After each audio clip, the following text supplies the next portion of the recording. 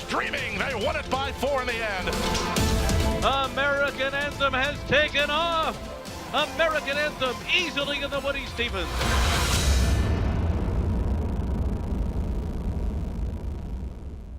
Hi, everybody, and welcome to Spa Babies, presented by WinStar Farm. I'm Dan Illman, along with Nicole Russo. Thursday's Spa Babies event is the 5th. It's a maiden claiming event at 5.5 furlongs for 2-year-old fillies. And let's take a look at this field. Nicole, with maiden claimers, I'm not exactly sure we're going to see the future Kentucky Oaks winner in this field, but it might be more of a situation of handicapping the trainer as well as the pedigrees of the individual horses. Oh, definitely. I think it's still a very interesting wagering event. You have a handful of horses in here who are dropping down out of maiden special company to start their careers, as well as some first-time starters, and you sort of wonder why they're debuting at this level. May not see any future superstars coming out of here, but it's a really interesting puzzle to try to pick this race apart and decipher intent with the horse. Full field to kick off the pick 6. And what I like about the number 1, Lady Blessings, is that this filly has sold up each and every time. A $16,000 weanling, resold for $50,000 as a yearling, then went for $60,000 back in April, and is by a 2-year-old champion in Shanghai Bobby, so perhaps some speed here. Yeah, definitely. That's probably a major reason why she is sold up each time, as you outlined. Shanghai Bobby, freshman sire this year with his first 2-year-olds, has been so well regarded as his first foals have started to come to auction. Of course, an early 2-year-old winner himself. His foals are starting to run. And this filly, Lady Blessings, out of a stakes-winning Honor and Glory mare, so you've got some speed on speed there. Half to Bowtie Pasta, multiple stakes winner. This third dam was second in the Kentucky Oaks, second in the Grade 1 Acorn. You got Javier Castellano aboard for a good trainer in Tom Worley. Lots of things to like. I just don't like the fact that this one sold for 60, in for 50. Perhaps they're trying to take an edge down towards the rail. 12-1 on the morning line for the number 1, Lady Blessings. The number 2 is Mad Dog Matters, and Mad Dog Matters is by Mineshaft. And many times when we think of Mineshaft babies, we think they want to go longer than this 5.5 furlong distance. Yeah, I would definitely agree with that assessment. I look at these Mineshafts, of course, from the AP Indy line. He's sired a couple of classic place runners. He's, very good horses like Fly Down. I do think that this one is going to be better with a little bit of distance and experience under her belt as well. And not only by Mineshaft, who only connects with 8% of his 2-year-old first-time starters. This dam is a half to a Grade 1 stakes-placed dirt router. This filly, Mad Dog Matters, was foaled in May, perhaps a late bloomer. But again, as we talked about in the open, in these sort of situations, sometimes you have to handicap the trainer. And Rudy Rodriguez seems to do well with these kind of horses, as our formulator fact indicates. Over the past 5 years, with 2-year-old first-time starters in dirt sprints at Saratoga, 27%, a $4.38 return on investment. So maybe Rudy will have Mad Dog Matters ready first time out, but this horse is bred for a little bit of distance. Definitely. I definitely agree.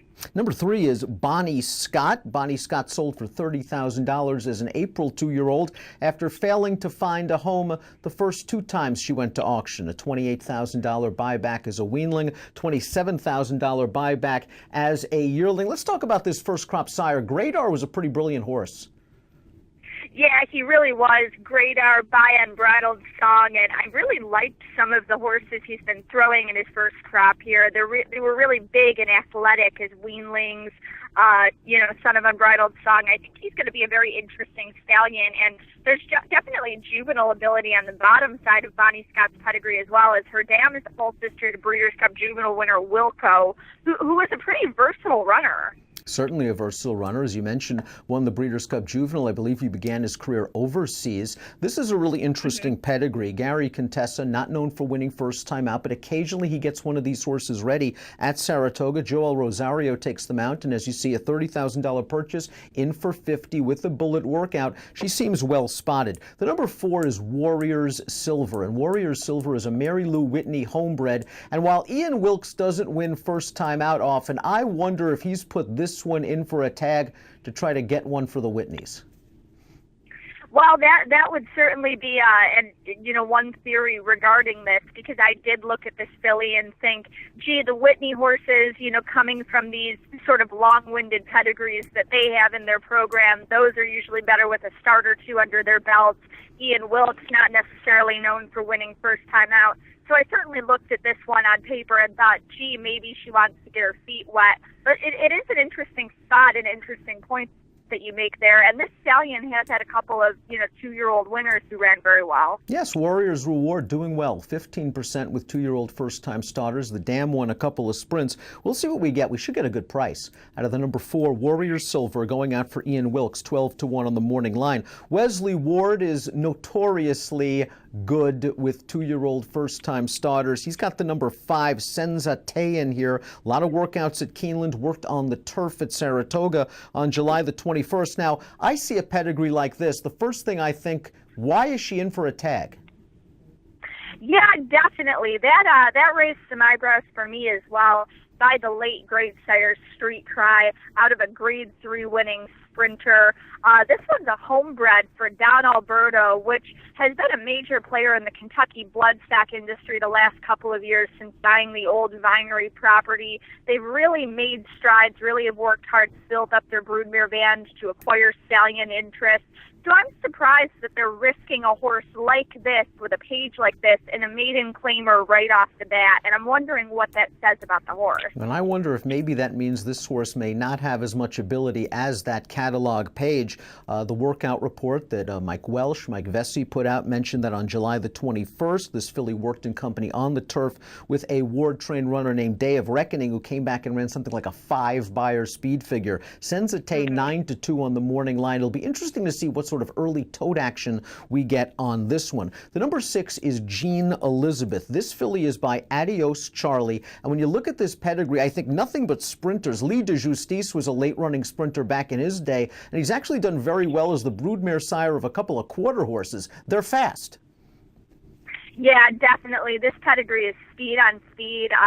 Adios Charlie, from a very nice stallion-producing pedigree by Sire of Sires, Indian Charlie. Quick horse. Lee de Justice in his day in the 90s. I think he was a very underrated sprinter that a lot of people now don't appreciate, that wonderful late-running sprinter. But yeah, this is a speed-on-speed pedigree. I'd expect Jean Elizabeth to have inherited a bit of that. And not only does she have that speed-on-speed that you mentioned, but this trainer, Larry Ravelli, excels with first-time starters. And I think it says something that he's shipping from his Arlington Park base, where this filly has worked quick out of the gate over the poly track, to dirt. A little bit of gap in the work tab from what I see on my PPs, but Jean Elizabeth figures to take some money, and as you say, I'm expecting her to be pretty fast. The 7's an old standby, Rayana Rhea Delight. She has raced twice, once against boys without Lasix. If you want to throw out that 33-length floss at 103-1 odds, that's fine. Second time out, not so great. Now in for 50. I'm not sure what we're going to get out of Rayana Rhea Delight. I'm really not either from this barn. She is dropping down. This is one of those horses that we mentioned who has tried maiden special company and is now dropping down into the maiden claimer. So there's an angle there. But, this one just hasn't picked up her feet just yet. A long shot that I might use, at least underneath in exotic wagers, is the number 8, Tarawa, who's by field commission. And Tarawa has raced once on the turf. It didn't work out very well, but she has that experience under her girth. She now drops in for 50 and is getting the total makeover. Lasix, blinkers, and again in for a tag. Yeah, I think that's very interesting when you see that many things change with a horse, and this one has certainly got the speed in her pedigree as well. Her dam's a full sister to the very fast Good Lord, who set multiple track records going 7 furlongs, so definitely, some ability underneath there. Tarawa, again, we mentioned Good Lord, $800,000 plus in earnings for that horse. A very versatile horse, quick as well. The dam's also a full sister to a horse named Lord of Greatness that won first time out at 2. So there's a little bit of precociousness in this pedigree. This horse should be overlooked at the windows. 45-1 in the debut for David Dugan and Dylan Davis should be a nice price. Not so perhaps for the 9, Dreams Are Passable, simply because it's Todd Pletcher. This filly has shown a hint of ability on the track from 2 starts and is now dropping into a maiden claimer. 5-2 on the morning line, and many folks believe this one's the horse to beat by a good New York stallion. Yeah, definitely. Mission Impassable, another son of Unbridled Song, led New York's freshman sire list last year. He's currently the leading juvenile sire against stallions such as Freud and Bellamy Road, who are more established in the state. He's really a rising star in the New York stallion ranks, which have gotten deeper and more competitive in recent years. And this one, Dreams Are Passable, was fourth in her first start in a maiden special won by I Still Miss You, who came back to win the Astoria, and then finished third in a maiden special trying the turf, which I think they did because of her broodmare sire, Big Brown. He's thrown some nice turf runners. So now getting back on dirt, which is probably her preferred surface, and dropping down in quality of competition. I would, this one you're not going to get a price on, but I would agree that she's probably the horse to beat if she can overcome that outside post. Very logical. And if she does break from that outside post and break running, it's quite possible she'll either end up on the lead, barring a quick first-time starter, or maybe sitting in a nice outside stalking position where there's no dirt kickback for her. Dreams Are Passable, very logical in our Spa Baby race. We conclude the body of the field. There is one also eligible, trained by Wayne Lucas, but we'll talk about the 10 In the Mood, trained by Wesley Ward. This one burned some money when dropped down for $40,000 last time out. I think we can at least expect some speed, and Johnny Velasquez takes them out here. Yeah, definitely. And Johnny Velasquez certainly rides for Wesley Ward with horses such as Lady Aurelia, but I found it interesting that he was on this one and not on, say, the Pletcher trainee. This one fifth in a maiden special, second in a claimer last out at Churchill Downs. So definitely will probably show some speed from that outside as well. To me, this looks like a turfy pedigree. Dam was a turf stakes winner as a 2-year-old. She's a half to a turf stakes winner. And while this horse has shown a little bit of ability on the turf, the stamina just hasn't been there. I'm expecting some early speed. The price might be right at 6-1, but I thought if there was going to be a time for In the Mood, it was last time when she dropped into that week 40 grand maiden claimer at Churchill Downs and it didn't work out. At least we'll get some speed from the 10 In the Mood. It really is an intriguing race to kick off the Pick Six sequence at the Spa on Thursday. Where are you heading?